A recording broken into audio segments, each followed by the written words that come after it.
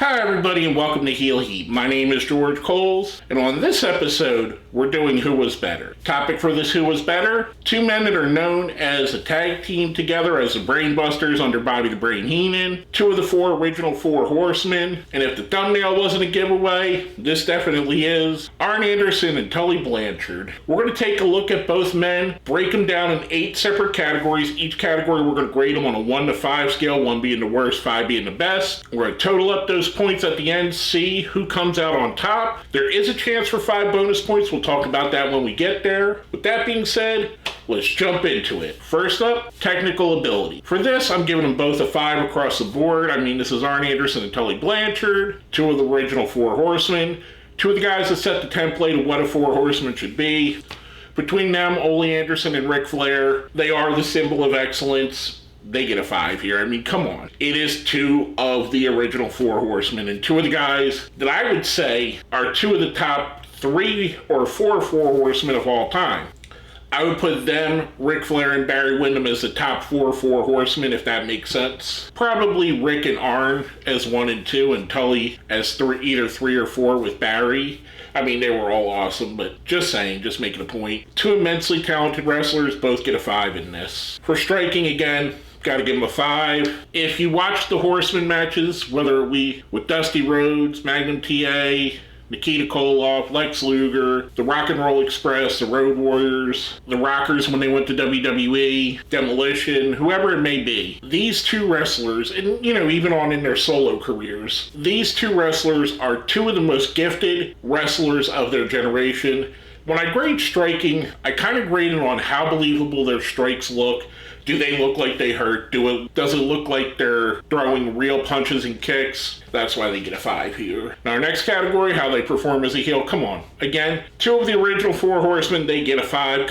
You can't not give these guys a 5. I would make the argument that in a world where Ric Flair doesn't go to the NWA or Ric Flair never becomes a wrestler, Tully Blanchard probably could have been slotted into that spot and they would not have missed a beat. Of course, he's not as flashy as Rick, but he's just as technically sound, just as good in pretty much every aspect of the game as him. Arn Anderson, I mean, he's the enforcer. He is the epitome of a solid, really good wrestler. When I think of really good, I think of Arn Anderson. When I think of him, Scott Hall, Kurt Hennig, guys that weren't necessarily given the ball to run with, but no matter what they were given, they made it look great. Again, as heels, these guys both get a 5. Now here comes our next category, and here's where we start to see a little bit of a change, how they perform as a babyface. For Arn, I'm giving Arn a 4. Fittingly. As great as Arn Anderson was as a heel, when he became a face, especially late in the Horseman run when they had Malenko and Benoit as part of the group and Arn was kind of more of a manager, he makes a perfect baby face because of his history as a heel. It's kind of weird how that happens to people, where your strengths as a heel make you an even better baby face. Again, Arn gets a 4. For Tully, I'm giving Tully a 3. I haven't seen a whole bunch of Tully Blanchard's babyface work. I did see some. And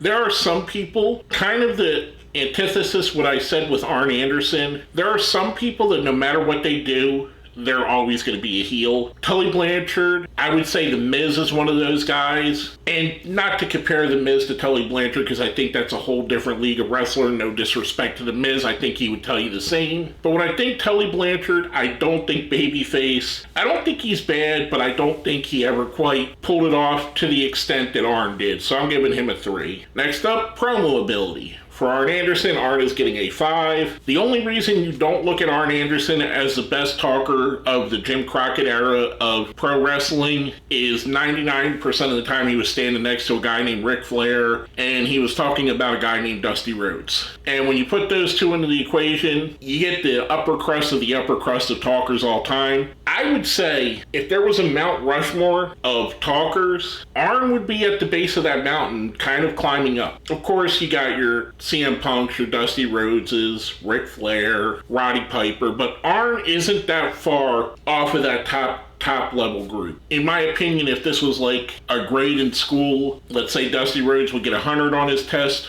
Arn Anderson would get a 98. He only missed one question. Now for Tully, I'm giving Tully Blanchard a 4. The only reason I stepped Tully Blanchard a little bit down from Arn Anderson is I kind of feel like Tully's role, and a lot of this hinges on the Four Horsemen as a group. And I know I keep saying Four Horsemen, I'll probably say it 500 times in this video. But when you look at the Horsemen, there were defined roles. Ric Flair was the leader, Arn was the enforcer. In their first group, I guess you could say Ole and Arn were the tag team specialists, and Tully was the mid-card guy. Because of that, a lot of his career, Tully Blanchard wasn't quite the highlight of the program, much like I said with Arn Anderson just a moment ago. But for me, even when Tully would break out and have high-profile feuds like with Dusty Rhodes, I do feel like he was just a step below Arn Anderson. Not saying that Tully wasn't great, but again, he gets a 4. Next category, presentation. For Arn Anderson, I'm giving Arn a 3. Arn is as no-nonsense as you're going to get in a pro wrestler. And that worked extremely well for him. It worked extremely well for Steve Austin. However, I can't really give Arn Anderson a great grade. He just wore trunks and a satin jacket to the ring. I wouldn't say he had a top-tier presentation. I mean, honestly, he kind of looked like half of the jobbers on WCW and WWE back in the day. No knock. I absolutely love Arn Anderson as a pro wrestler. Just pointing it out here, his presentation wasn't the greatest. When we get over to our other end, Tully Blanchard, and Arn gets a 3 for presentation, by the way. For Tully, I am going to give Tully a 5. Whether it be having Baby Doll by his side, whether it be the long flowing robes, which were different than other guys' robes. They were kind of similar. I would say the closest to him would be Greg the Hammer Valentine's, but the way he wore it was different than Valentine, if that makes sense. You knew, even if it didn't say Tully Blanchard on it, you knew it was a Tully Blanchard robe. He was very much akin to Ric Flair in the whole styling and profiling aspect of it. So for Tully's going to get a 5. Next up, charisma. It's another easy one. Arn Anderson is getting a 5. I mean, come on, again. If you don't think Arn is charismatic, go back to the Monday Nitro when he's reassembling the Four Horsemen and he talks about forgetting the one guy and then introduces Ric Flair and almost outshines Ric Flair on one of Ric Flair's most memorable nights. And even back further than that, I know it's something that was lampooned, and the lampoon is more memorable than the original thing. When you go back to the Arn Anderson giving up his spot speed, that was emotional. That touched a lot of fans that were my age or a little bit older that grew up watching Arn Anderson. We were heartbroken to see him retire, and he conveyed that to us. He conveyed that sense to us, and he made it feel real. And I know the parody has outlasted the original.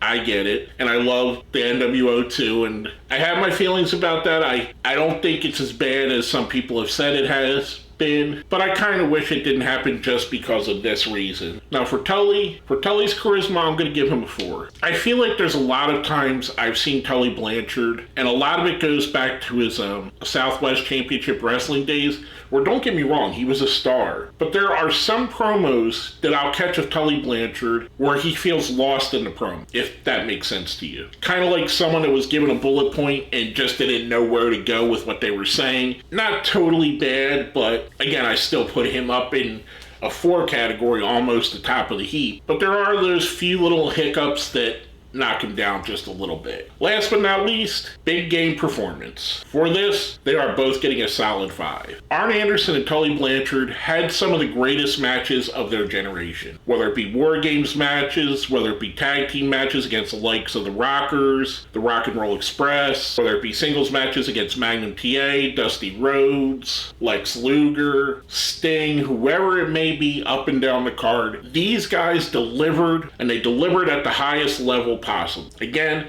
they're both getting a 5 here. So let's total this up. For Arn Anderson, I'm going to give Arn a total of 37. For Tully Blanchard, he's going to get a total of 36. But wait, here's where those bonus points come in. Every week I put a poll here on my post page on YouTube, basically asking you guys, who do you think is better? Whoever wins that poll gets 5 bonus points. The winner of this poll, the Enforcer, AA Arn Anderson. So with a new total of 42 points to 36, your winner, Arn Anderson. And I do want to say something. The poll was kind of lopsided, but the comments weren't. There were just as many comments about how important and how special Tully Blanchard was as there was about Arn Anderson. So I don't know if maybe the Tully fans were just a little bit more vocal, or the Arn fans seeing that it was basically a blowout, they didn't really need to say much about it. But I kind of feel like it made me realize maybe there are some wrestling fans that don't quite know as much about Tully Blanchard as others. For those of us that grew up in the 80s or were around in the 80s, he was special. And I know that Arn Anderson won, and normally I'll talk about the winner here, but I do want you guys that may not know Tully Blanchard and know Arn Anderson better, go back and go on YouTube and find some of Tully's matches, find some of his promos, check out some of his career, because you will not be disappointed. Again, congratulations to Arn Anderson. With all that being said,